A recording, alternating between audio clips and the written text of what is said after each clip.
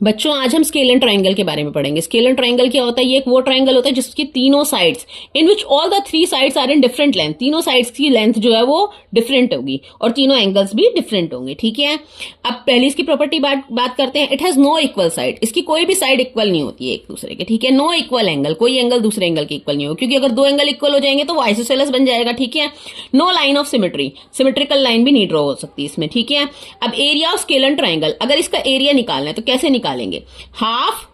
Half into base into height. Base क्या होगा हमारा? वाई जेड, और हाइट हमारी एक वर्टेक्स से दूसरे पे जो ड्रॉन किया जाएगा परपेंडिकुलर, वो हमारी हाइट होगी। ठीक है, परपेंडिकुलर, तो ये एक्स पी हाइट हो गई और वाई जेड बेस हो गया। ठीक है, तो एरिया निकल जाएगा half into base into height. ठीक है, पेरीमीटर तो आपको पता ही है, पेरीमीटर क्या होता है? सम ऑफ ऑल साइड्स, तो X Y plus Y Z plus X Z, perimeter इसका ही होगा।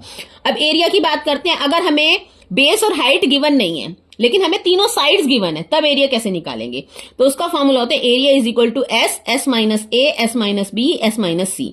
अब एस क्या है हमारा? ए बी सी तो हमारी क्या है? तीनों sides, A B C are the sides of the scalene triangle, तीनों साइड्स हो जाएंगी ए बी सी तो। और एस क्या होगा? Semi perimeter. सेमी पेरीमीटर मतलब पहले पेरीमीटर निकाला, तीनों साइडों को प्लस किया, divide by 2, S is equal to A plus B plus C by 2। ठीक है, एस की वैल्यू पुट कर देंगे और ए बी सी की वैल्यू पुट कर देंगे, फिर आप एरिया निकाल सकते हैं। ठीक है, दैट्स इट।